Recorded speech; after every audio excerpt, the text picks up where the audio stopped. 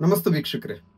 ಸುಮಾರು ಜನರಿಗೆ ಈ ಕೀಲುಗಳ ಸಂದುಗಳಲ್ಲಿ ನೋವು ಕಾಣಿಸ್ಕೊಳ್ಳುತ್ತೆ, ಸ್ವೆಲ್ಲಿಂಗ್ ಇರುತ್ತೆ, ರೆಡ್ನೆಸ್ ಇರುತ್ತೆ. ಸೊ ಆರಂಭಿಕ ಹಂತದಲ್ಲಿ ಇದೇನೋ ಒಂದು ಸಮಸ್ಯೆ ಅಂತ ನಾವು ಅದನ್ನು ನಿರ್ಲಕ್ಷ್ಯ ಮಾಡ್ತೇವೆ. ಯಾವಾಗ ಆ ಒಂದು ಸಮಸ್ಯೆ ಜಾಸ್ತಿ ಆಗ್ತಾ ಇದ್ದಂಗೆ ನಾವು ಆಸ್ಪತ್ರೆಗೆ ಹೋಗ್ತೇವೆ, ವೈದ್ಯರನ್ನ ಕಾಣ್ತೇವೆ, ರಕ್ತ ಪರೀಕ್ಷೆಗೆ ಒಳಪಡ್ತೇವೆ. ಆವಾಗ ನಮಗೆ ಗೊತ್ತಾಗುತ್ತೆ ನಮ್ಮ ದೇಹದಲ್ಲಿ ಯೂರಿಕ್ ಆಸಿಡ್ ಲೆವೆಲ್ ಜಾಸ್ತಿ ಆಗ್ತಾ ಇದೆ ಅಂತ. ಹೌದು ವೀಕ್ಷಕರೇ, ಇವತ್ತಿನ ಈ ಒಂದು ವಿಡಿಯೋದಲ್ಲಿ ನಾನು ನಿಮಗೆ ಯೂರಿಕ್ ಆಸಿಡ್ ಬಗ್ಗೆ ಸಂಕ್ಷಿಪ್ತವಾದ ಮಾಹಿತಿಯನ್ನು ಕೊಡುವಂಥ ಒಂದು ಚಿಕ್ಕ ಪ್ರಯತ್ನ ಮಾಡ್ತೇನೆ. ಸೊ ಇದಕ್ಕೆ ಮನೆ ಮದ್ದು ಏನು, ಈ ಒಂದು ಯೂರಿಕ್ ಆಸಿಡ್ ಯಾಕೆ ಆಗ್ತದೆ, ಇದನ್ನು ಯಾವ ರೀತಿ ನಾವು ಬರದೇ ಥರ ನೋಡ್ಕೊಳ್ಳಬಹುದು ಅನ್ನೋದನ್ನು ವಿಡಿಯೋ ಕೊನೆಗೆ ಹೇಳ್ತೀನಿ. ಸೊ ವಿಡಿಯೋ ಕೊನೆವರೆಗೂ ನೋಡಿ ವೀಕ್ಷಕರೇ, ನಾನು ಆವಾಗಲೇ ಹೇಳಿದಾಗೆ ಈ ಯೂರಿಕ್ ಆಸಿಡ್ ಅನ್ನುವಂಥದ್ದು ನಮ್ಮ ದೇಹದಲ್ಲಿ ಜಾಸ್ತಿ ಆಗುತ್ತೆ. ಈ ಯೂರಿಕ್ ಆಸಿಡ್ ಜಾಸ್ತಿ ಆಗಲಿಕ್ಕೆ ಮುಖ್ಯವಾಗಿ ಕಾರಣ ನಮ್ಮ ದೇಹದಲ್ಲಿ ಇರುವಂಥ ಪ್ಯೂರಿನ್ ಅಂಶ.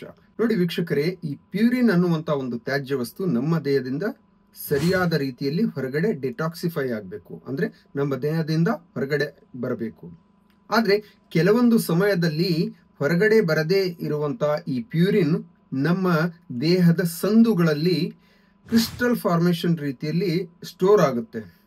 ಸೊ ಇದನ್ನೇ ನಾವು ಹೈಪರ್ ಯೂರಿಸೆಮಿ ಅಂತ ಕರಿತೇವೆ. ಯಾವಾಗ ಈ ಕೀಲುಗಳ ಸಂದುಗಳಲ್ಲಿ ಸ್ಟೋರ್ ಆಗಿ ಶೇಖರಣೆ ಆಗುತ್ತೆ, ಆವಾಗ ಅಲ್ಲಿ ರೆಡ್ನೆಸ್ಸು, ಸ್ವೆಲ್ಲಿಂಗು, ಇನ್ಫ್ಲಮೇಷನ್ ಉಂಟಾಗುತ್ತೆ. ಅದನ್ನೇ ನಾವು ಗೌಟ್ ಅಂತ ಕರಿತೇವೆ. ನೋಡಿ ವೀಕ್ಷಕರೇ, ಈ ಯೂರಿಕ್ ಆಸಿಡ್ ಏನಾಗ್ತದೆ, ಕೆಲವೊಬ್ಬರಿಗೆ ಮೂತ್ರದಲ್ಲಿ ಹೋಗ್ತದೆ, ಕೆಲವೊಬ್ಬರಿಗೆ ದೇಹದಲ್ಲೇ ಶೇಖರಣೆಯಾಗಿ ಕ್ರಿಸ್ಟಲ್ ಫಾರ್ಮೇಷನ್ ರೀತಿಯಲ್ಲಿ ಸಂದುಗಳಲ್ಲಿ ಶೇಖರಣೆ ಆಗ್ತದೆ. ಸೊ ಈ ಒಂದು ಸಮಸ್ಯೆಯನ್ನು ಆರಂಭಿಕ ಹಂತದಲ್ಲಿ ನಾವು ಪತ್ತೆ ಹಚ್ಚಿ ಇದಕ್ಕೆ ಸರಿಯಾದ ಚಿಕಿತ್ಸೆಯನ್ನು ತೆಗೆದುಕೊಳ್ಳದೇ ಇದ್ದಾಗ ಏನಾಗುತ್ತೆ, ನಮ್ಮ ದೇಹದ ಇನ್ನಿತರ ಬೇರೆ ಬೇರೆ ಅಂಗಗಳ ಮೇಲೆ ಇದು ಹಾನಿಯನ್ನು ಉಂಟು ಮಾಡುತ್ತದೆ. ಉದಾಹರಣೆಗೆ ಕಿಡ್ನಿ ಆಗಿರ್ಬೋದು, ಲಿವರ್ ಆಗಿರ್ಬೋದು, ಥೈರಾಯ್ಡ್ ಆಗಿರ್ಬೋದು, ಹೃದಯ ವಿಕಾರ ಸಂಬಂಧಿ ಕಾಯಿಲೆಗಳು, ಇನ್ನಿತರ ಹಲವಾರು ರೀತಿಯಲ್ಲಿ ಇದು ನಮಗೆ ನಮ್ಮ ದೇಹಕ್ಕೆ ತುಂಬ ತೊಂದರೆಯನ್ನು ಉಂಟು ಮಾಡುತ್ತದೆ. ಸೊ ಹಾಗಾಗಿ ವೀಕ್ಷಕರೇ, ಆರಂಭಿಕ ಹಂತದಲ್ಲಿ ಇದನ್ನು ರಕ್ತ ಪರೀಕ್ಷೆಗೆ ಒಳಪಟ್ಟು ಸರಿಯಾದ ಚಿಕಿತ್ಸೆ, ಸರಿಯಾದ ವಿಧಾನ, ಜೀವನಶೈಲಿ, ಆಹಾರ ಪದ್ಧತಿ ಇವುಗಳನ್ನೆಲ್ಲವನ್ನ ಅಳವಡಿಸ್ಕೊಳ್ಳೋದ್ರಿಂದ ಏನಾಗುತ್ತೆ, ಈ ಯೂರಿಕ್ ಆಸಿಡ್ ಪ್ರಮಾಣವನ್ನು ನಾವು ಕಂಪ್ಲೀಟಾಗಿ ವಾಸಿ ಮಾಡ್ಬೋದು. ಹಾಗಾದರೆ ಈ ನಮ್ಮ ದೇಹದಲ್ಲಿ ನಾನು ಆವಾಗಲೇ ಹೇಳಿದೆ ಪ್ಯೂರಿನ್ ಅಂತ. ಈ ಪ್ಯೂರಿನ್ ಅಂಶ ಇರುವಂಥ ಆಹಾರಗಳು ಯಾವುವು ಅಂತ ನಮಗೆಲ್ಲರಿಗೂ ಒಂದು ಡೌಟ್ ಬರುತ್ತೆ. ನೋಡಿ ವೀಕ್ಷಕರೇ, ಸಾಧಾರಣವಾಗಿ ನಮ್ಮ ದಿನನಿತ್ಯ ಜೀವನದಲ್ಲಿ ನಾವು ಬಳಸುವಂಥ ತರಕಾರಿಗಳಾಗಿರ್ಬೋದು, ಹಣ್ಣುಗಳಾಗಿರ್ಬೋದು, ಊಟ ಆಗಿರ್ಬೋದು, ಪ್ರತಿಯೊಂದರಲ್ಲೂ ಏನಂದರೆ ಪ್ಯೂರಿನ್ ಇರುತ್ತೆ. ಬಟ್ ಅದರ ಬಗ್ಗೆ ನಾವು ಯಾರೂ ಗಮನ ಹರಿಸೋದಿಲ್ಲ. ಇಲ್ಲಿ ಮುಖ್ಯವಾಗಿ ಪ್ಯೂರಿನ್ ನಮ್ಮ ದೇಹದಲ್ಲಿ ಹೆಚ್ಚಾಗಲಿಕ್ಕೆ ಕಾರಣ ಮಾಂಸ ಆಹಾರ ಪದಾರ್ಥಗಳ ಅತಿಯಾದ ಸೇವನೆ, ಮೀಟ್, ಇವುಗಳ ಸೇವನೆಯಿಂದ ಕೂಡ ಈ ಪ್ಯೂರಿನ್ ಅನ್ನುವಂಥ ಅಂಶ ಜಾಸ್ತಿ ಆಗುತ್ತೆ. ಯಾಕಂದರೆ ಈ ಮಾಂಸ ಆಹಾರದಲ್ಲಿ, ಆಮೇಲೆ ಬೀನ್ಸಲ್ಲಿ, ಕಡಲೆಕಾಳು ಮತ್ತು ಈ ಮೀನುಗಳಲ್ಲಿ, ಇವುಗಳಲ್ಲಿ ಪ್ಯೂರಿನ್ ಹೆಚ್ಚಿರುತ್ತೆ. ಯಾವಾಗ ಅತಿಯಾದ ಪ್ಯೂರಿನ್ ನಮ್ಮ ದೇಹದಲ್ಲಿ ಒಳಗಡೆ ನಮ್ಮ ರಕ್ತದಲ್ಲಿ ಸೇರ್ತದೆ, ಆವಾಗ ಈ ರೀತಿಯ ಸಮಸ್ಯೆ ಉಂಟು ಮಾಡ್ತದೆ. ಸೊ ಹಾಗಾಗಿ ಪ್ಯೂರಿನ್ ಕಡಿಮೆ ಇರುವಂಥ ಆಹಾರ ಪದಾರ್ಥಗಳನ್ನು, ಹಣ್ಣುಗಳನ್ನು, ತರಕಾರಿಗಳನ್ನು ನಾವು ಯಥೇಚ್ಛವಾಗಿ ಸೇವನೆ ಮಾಡೋದ್ರಿಂದ ಈ ಯೂರಿಕ್ ಆಸಿಡನ್ನು ನಾವು ಕಂಪ್ಲೀಟಾಗಿ ಎರಾಡಿಕೇಟ್ ಮಾಡ್ಬೋದು. ಸೊ ಹಾಗಾದರೆ ಈ ಪ್ಯೂರಿನ್ ಕಡಿಮೆ ಇರುವಂಥ ಆಹಾರಗಳು ಯಾವುದು ಅಂತ ನೋಡೋದಾದರೆ, ನೋಡಿ ವೀಕ್ಷಕರೇ, ಸಾಮಾನ್ಯವಾಗಿ ನಾನು ಮೊದಲು ಒಂದು ನಿಮಗೆ ಕಿವಿ ಮಾತನ್ನು ಹೇಳಲಿಕ್ಕೆ ಇಷ್ಟಪಡ್ತೇನೆ. ನಾವು ದಿನನಿತ್ಯ 3 ರಿಂದ 4 ಲೀಟರ್ ನೀರನ್ನು ಕುಡಿಲೇಬೇಕು ವೀಕ್ಷಕರೇ.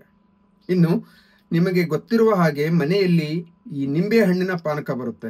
ಈ ನಿಂಬೆ ಹಣ್ಣಿನ ಪಾನಕವನ್ನು ನಾವು ದಿನಾಲು ಬೆಳಿಗ್ಗೆ ಸಾಯಂಕಾಲ ನಿಂಬೆ ಹಣ್ಣಿನ ಪಾನಕವನ್ನು ಕುಡಿಬೋದು. ಯಾಕಂದರೆ ನೋಡಿ ವೀಕ್ಷಕರೇ, ಈ ಸಿಟ್ರಸ್ ಹಣ್ಣುಗಳು, ಹುಳಿ ಇರುವಂಥ ಹಣ್ಣುಗಳನ್ನು ಯಥೇಚ್ಛವಾಗಿ ಬಳಸೋದ್ರಿಂದ ಏನಾಗುತ್ತೆ, ಈ ಯೂರಿಕ್ ಆಸಿಡ್ ಅಥವಾ ಹೈಪರ್ ಯೂರಿಸೀಮಿಯಾ ಲೆವೆಲನ್ನು ನಾವು ಈಸಿಯಾಗಿ ಟ್ಯಾಕಲ್ ಮಾಡ್ಬೋದು. ಇನ್ನು ಜೊತೆಗೆ ತರಕಾರಿಗಳಲ್ಲಿ ಕ್ಯಾರೆಟ್ ಆಗಿರ್ಬೋದು, ಸೌತೆಕಾಯಿ ಆಗಿರ್ಬೋದು, ಪಂಪ್ಕಿನ್ ಆಗಿರ್ಬೋದು, ಇನ್ನು ಪಾಲಕು, ಇವುಗಳನ್ನು ಯಥೇಚ್ಛವಾಗಿ ಬಳಸೋದ್ರಿಂದ ಏನಾಗುತ್ತೆ, ಈ ಪ್ಯೂರಿನ್ ಅಂಶ ದೇಹದಿಂದ ಕಡಿಮೆ ಆಗ್ತಾ ಬರುತ್ತೆ.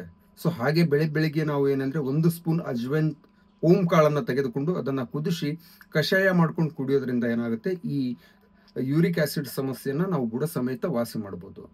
ನಾನು ಆವಾಗಲೇ ಹೇಳಿದೆ ವೀಕ್ಷಕರೇ, ಆರಂಭಿಕ ಹಂತದಲ್ಲಿ ಇದನ್ನು ಸರಿಯಾಗಿ ಪತ್ತೆ ಹಚ್ಚಿ ಸರಿಯಾದ ಚಿಕಿತ್ಸೆ, ಸರಿಯಾದ ವಿಧಾನದಿಂದ ವೈದ್ಯರ ಸಲಹೆ ಮೇರೆಗೆ ಇದರ ಚಿಕಿತ್ಸೆ ತೆಗೆದುಕೊಳ್ಳದೇ ಇದ್ದಲ್ಲಿ ಏನಾಗುತ್ತೆ, ಮುಂದೊಂದು ದಿನ ಖಂಡಿತವಾಗಿ ನೀವು ದೊಡ್ಡದಾದ ಬೆಲೆ ತರಬೇಕಾಗ್ತದೆ.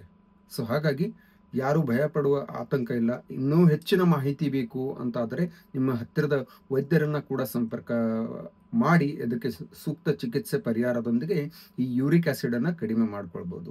ನಾನು ಪ್ರತಿಯೊಂದು ವಿಡಿಯೋದಲ್ಲಿ ಕೊಡುವಂಥ ಮಾಹಿತಿಗಳು ಜಸ್ಟ್ ಫಾರ್ ಇನ್ಫಾರ್ಮೇಷನ್ ಪರ್ಪಸ್ಗೆ. ಸೊ ಯಾವುದೇ ನೀವು ಮನೆ ಮದ್ದು ಮಾಡೋಕ್ಕಿಂತ ಮುಂಚೆ ದಯವಿಟ್ಟು ವೈದ್ಯರನ್ನು ಕಂಡು ಅವರ ಒಂದು ಸಜೆಷನ್ ಮೇರೆಗೆ ಬಳಸುವಂಥದ್ದು ಸೂಕ್ತ. ಮತ್ತೆ ಮುಂದಿನ ವಿಡಿಯೋದಲ್ಲಿ ಸಿಗ್ತೇನೆ. Thank you.